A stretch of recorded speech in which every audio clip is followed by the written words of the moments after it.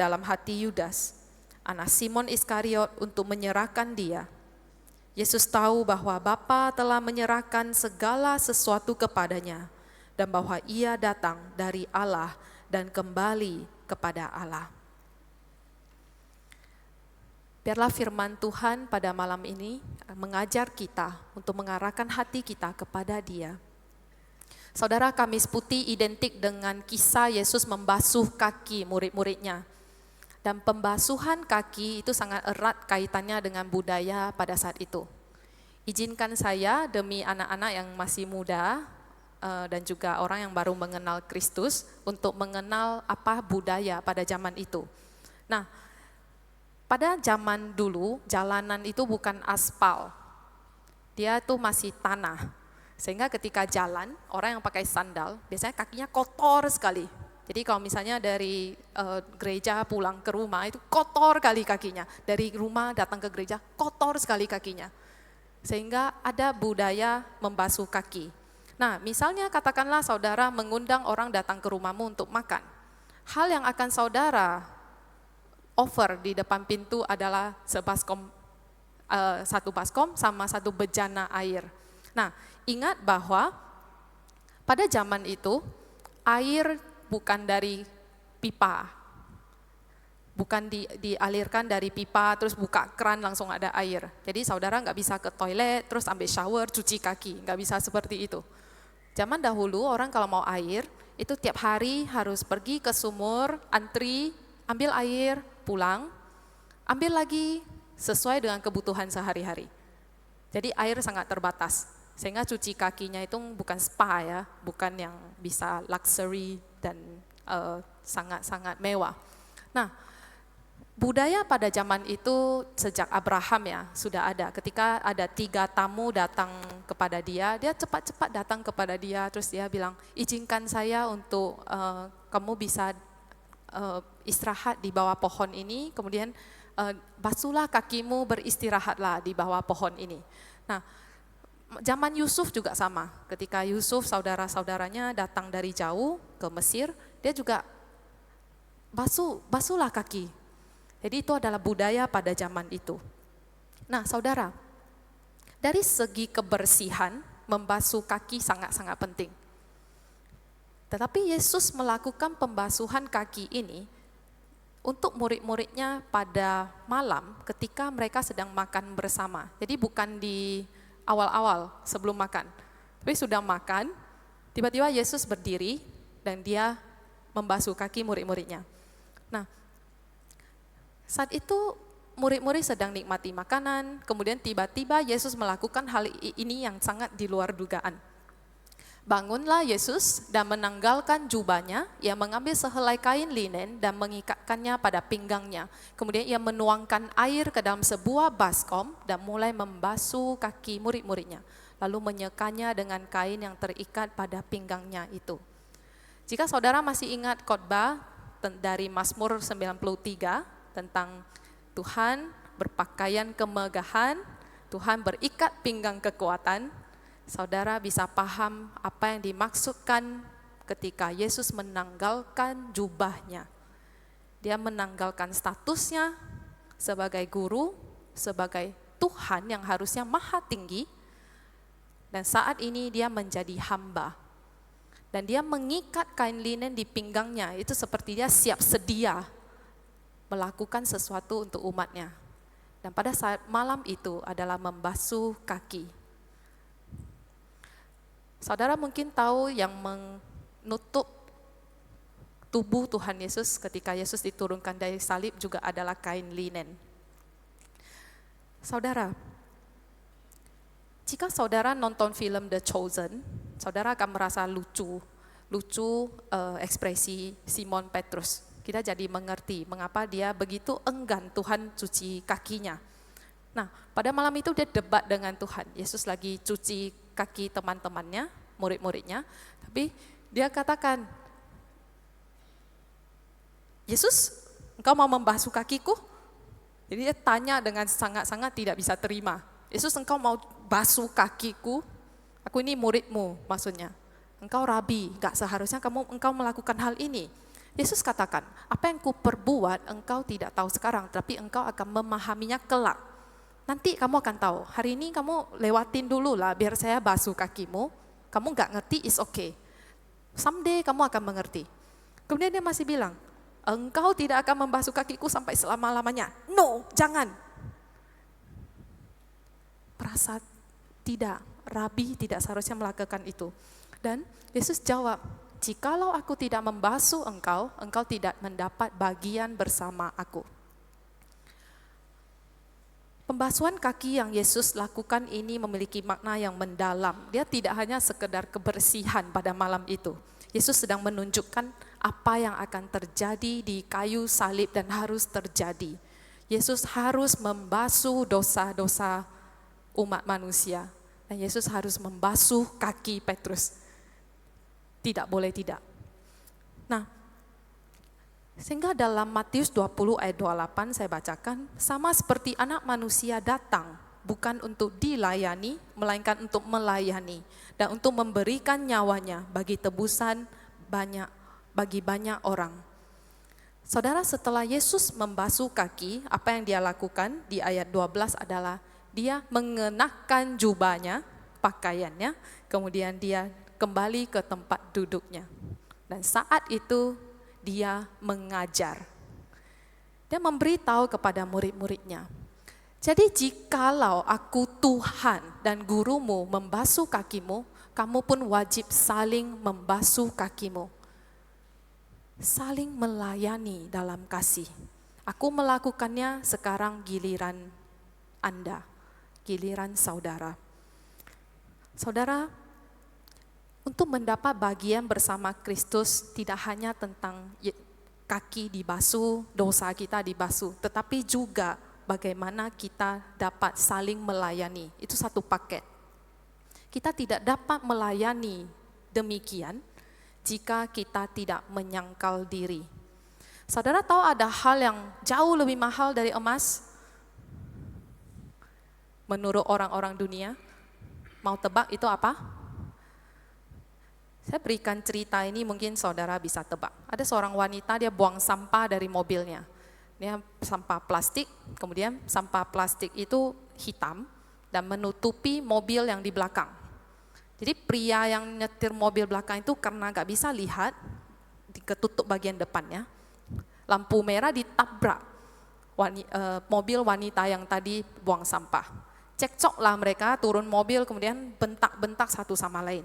Nah, setelah dihadapkan ke polisi, mereka ceritain apa asal-usulnya dan akhirnya diputuskan, oke, wanita ini yang salah. Karena kenapa kamu buang sampah? Jadi kamu harus ganti rugi perbaikan mobil itu. Oke, sudah ditentukan satu amount, katakanlah 1 juta untuk perbaiki mobil itu.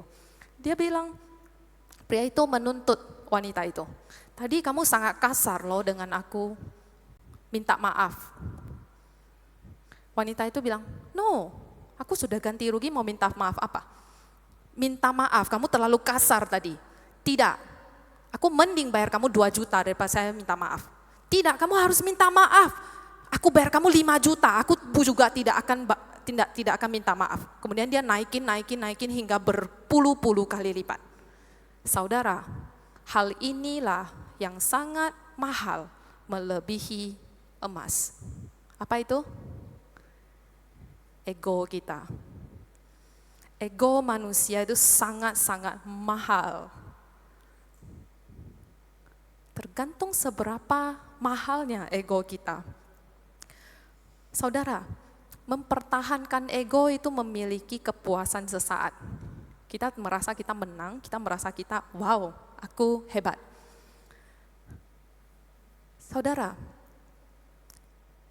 mungkin sebagian dari kita merasa, kalau aku ya, dia kalau ngomong sampai 50 juta, aku langsung oke, gak usah minta maaf lagi, kasih saya uangnya. Saya ambil uangnya aja. Well, bagian ini mungkin kita bisa let go, gak minta maaf, gak apa-apa. Ada hal-hal lain dalam hidup kita yang menjadi ego kita. Misalnya, hati kita tersinggung ketika orang lewat gak sapa. Padahal orang itu kacamatanya lagi lepas, dia nggak bisa lihat siapa-siapa. Tapi Anda sudah terlanjur tersinggung. Tersinggung, orang ini ya sombong kali, dia nggak mau sapa saya. Oke, next time aku juga gak akan sapa dia kalau dia nggak sapa aku. Kalau dia nggak senyumin aku gak akan senyumin dia. Ego, hal kecil. Kemudian ada yang marah ketika gak bicara duluan. Misalnya dia bicaranya sama si A, tak mau bicara sama saya. Oke, kamu kayak gitu, aku gak akan berbicara denganmu lagi. Atau ketika kita lagi diskusi, awalnya masih baik-baik diskusi, tapi karena pendapat kita gak pas, gak srek, wah ini suaranya makin kenceng, udah clash. Ego. Ego memberikan kita kepuasan sesaat. Dan itulah yang sering terjadi dalam pertengkaran di antara murid-muridnya. Sehingga Yesus memanggil mereka, kamu pun wajib saling melayani, saling merendahkan hatimu. Jangan mengutamakan dirimu daripada orang lain. Saudara, Yesus Kristus mengajar kita menyangkal diri dan merendahkan hati kita. Panggilan ini sangat sulit dan membuat kita sangat menderita. Saudara menderita ketika egomu tidak bisa ditunjukkan? Sangat menderita, gak enak rasanya. Masa aku harus ngalah? Masa aku diam ketika digituin? Masa aku gak lakukan sesuatu ketika ketidakadilan terjadi? Pikiran-pikiran seperti ini akan muncul, but dia tidak berasal dari Tuhan. Problemnya dia tidak berasal dari Tuhan. Dalam 1 Petrus 4 ayat 1 hingga 2, jadi karena Kristus telah menderita secara badani, kamu pun harus juga mempersenjatai dirimu dengan pikiran demikian. Karena siapa yang telah menderita secara badani, ia telah berhenti berbuat dosa. Supaya waktu yang tersisa dalam hidup ini jangan kamu pergunakan menurut keinginan manusia, tetapi menurut kehendak Allah. Saudara, mau sabar dengan orang itu menderita, mau menahan mulut kita melawan ketidakadilan, itu menderita. Mau bisa menahan ego kita, melatih ego kita, itu menderita. Tetapi hal ini berasal dari Tuhan, karena Ia akan membuat kita berhenti berbuat dosa. Saudara mungkin punya keinginan-keinginan yang perlu dibereskan di hadapan Tuhan. Orang yang mau berhenti merokok itu sulit, dia akan menderita secara badani. Orang yang mau berhenti dari alkohol, dia akan menderita secara badani. But, penderitaan itu memang harus dan memang diperlukan agar kita berhenti berbuat dosa. Karena Kristus pun telah menderita secara badani. Saudara, penderitaan badani terjadi karena proses mematikan manusia lama. Matikan ego kita, matikan keinginan mau menang sendiri, matikan overthinking kita, matikan ketidaksabaran kita dan sebagainya. Matikan semua hal itu. Layanilah satu dengan yang lain. Dengan demikian kita dapat berhenti berdosa. Saudara, seringkali kita gak begitu suka lihat keadaan spiritual kita. Mengapa orang suka mencari kekosongan? Kenapa dia kalau bosan, dia itu carinya kesenangan? Karena dia gak mau menghadapi atau bercermin dengan dirinya. Keadaan jiwanya yang kering, dia gak mau lihat. Kalau bisa gak usah lihat. Keadaan jiwanya yang penuh dengan kepahitan, dia gak mau lihat. Why? Menderita lihatnya, memalukan. Jadi kalau saudara ada baca buku Museum Sing bab 7, judulnya persis, semuanya baik-baik saja kecuali hati saya. Itu yang terjadi ketika kita tidak mau menyelidiki diri kita. Kita malu lihat diri kita sendiri. Tapi ketika menghakimi orang, cepatnya minta ampun. Sangat-sangat cepat. Bercermin melihat diri sendiri itu sangat sulit. Saudara, Hati seseorang adalah tempat orang menyembunyikan segala kelemahan dia, keinginan dia, ego, kerapuhan, ketakutan, kesombongan, dan segala kelicikan yang ada. Itu bisa tersimpan dalam hati, bungkus bagus-bagus, gak usah dilihat, bisa dilakukan. Saudara, sekarang coba testing ya. Jangan pikir wortel dan jangan pikir gajah. Saudara yang senyum pasti sudah berpikir wortel dan gajah. Saudara, ketika remaja saya mengingat pertama kali saya belajar berpuasa. Saat itu saya sangat perhatikan dua hal. Mau tebak apa? Waktu, udah sampai belum, udah jam berapa?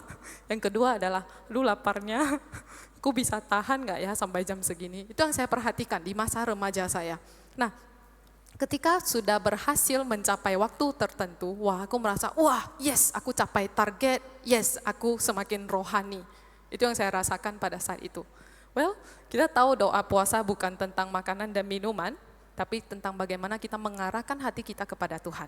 Nah, sekarang perhatikan, semakin kita ingin menghilangkan sesuatu dari pikiran kita mau lupakan rasa lapar, rasa haus, semakin kita memikirkannya. So, kita nggak bisa membereskan dosa dengan memikirkan dosa. Kita nggak bisa membereskan ketidaksabaran dengan berpikir, aku mau lebih sabar, aku tak mau tidak sabar lagi. Enggak, saudara akan terus tidak sabar, dan tidak sabar. Salah caranya. Setiap kita yang ingin bertumbuh, pertumbuhan kita tidak lahir dengan memikirkan dosa. Pertumbuhan kita berasal dari Tuhan. Sehingga mengapa doa puasa kita dipanggil untuk rendahkan dirimu di hadapan Tuhan. Kosongkan piringmu, kosongkan gelasmu, kosongkan tanganmu dari HP-mu. Kosongkan semuanya, rendahkan diri agar saudara menghadap Tuhan, memperhatikan dirimu, siapa dirimu di hadapan Tuhan. Well, Tuhan biasanya akan menimbulkan apa yang tersembunyi dalam hati kita yang licik itu. Dia akan tunjukkan ke permukaan, di hadapan dia dan kita akan melihat keadaan itu. Di saat itulah kita akan menangis dan meratap, mengapa saya hidup demikian?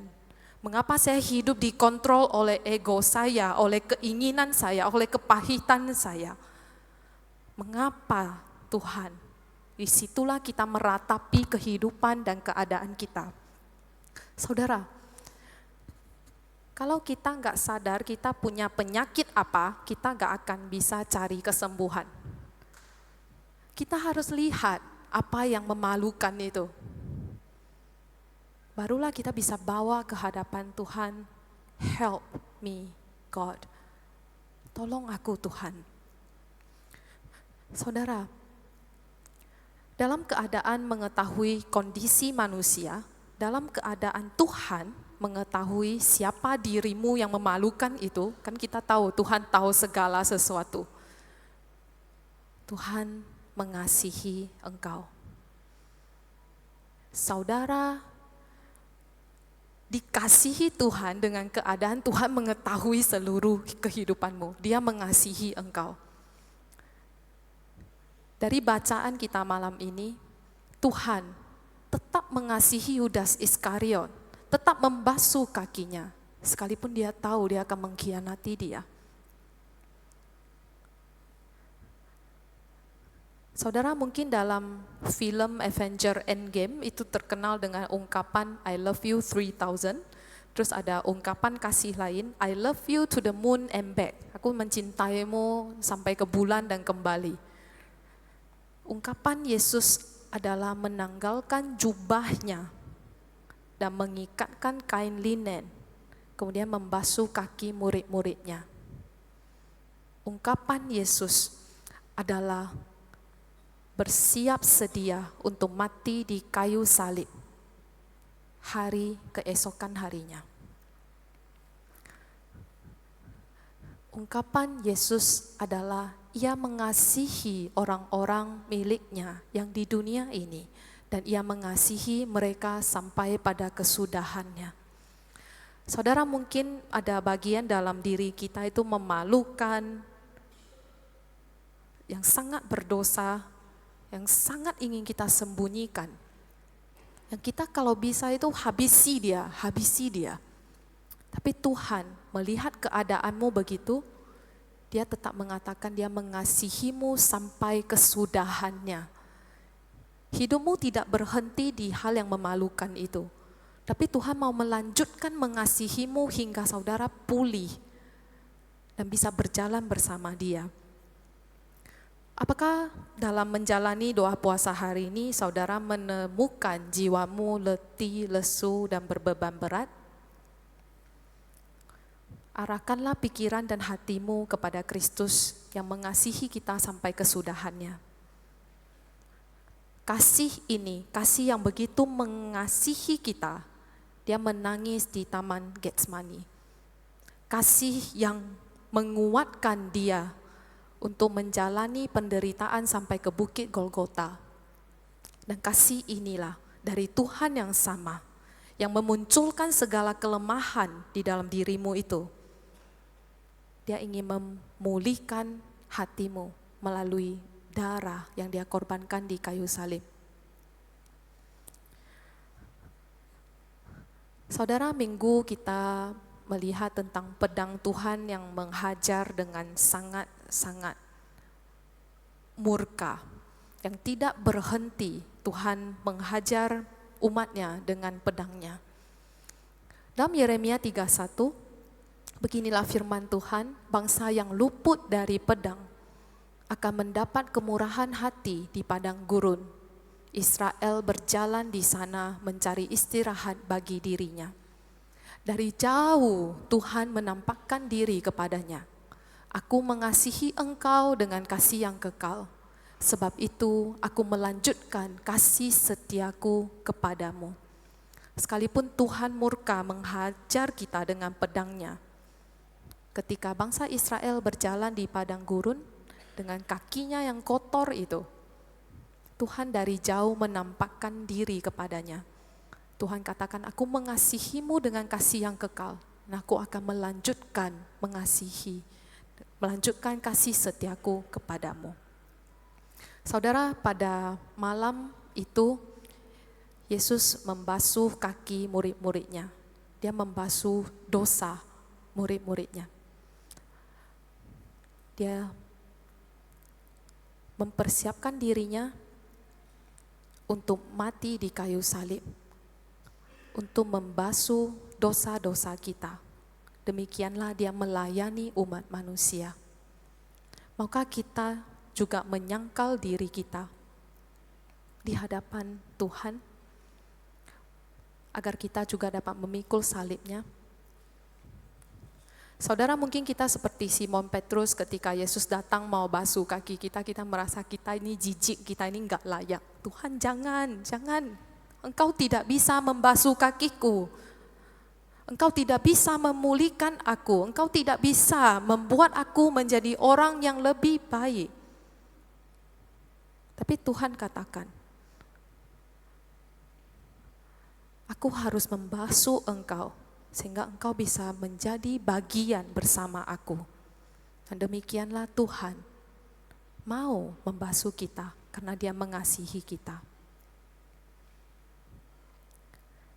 Kiranya firman Tuhan ini menolong kita untuk merenungkan masa minggu sengsara ini.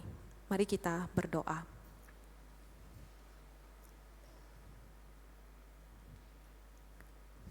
Bapa di sorga, engkau membasuh kami dengan darah-Mu yang kudus. Ajar kami ya Tuhan, ketika engkau memanggil kami untuk menyangkal diri kami, ketika engkau memunculkan ke permukaan apa yang memalukan, hati yang jahat, hati yang tidak berkenan di hati-Mu. Tolong kami ya Tuhan untuk menyadari Hanya Engkaulah yang mampu membasuh kami. Engkau tidak ingin kami membalas kejahatan dengan kejahatan, melainkan dengan kasih-Mu. Kasih-Mu yang mengasihi kami sampai pada kesudahan. Engkau ingin memulihkan kami, sehingga Engkau dapat mengutus kami menjadi murid-murid-Mu yang juga membasuh kaki orang lain. Tolong kami ya Tuhan, biarlah kami dapat merenungkan apa yang Engkau kerjakan dalam hidup kami. Dalam Kristus kami berdoa. Amin.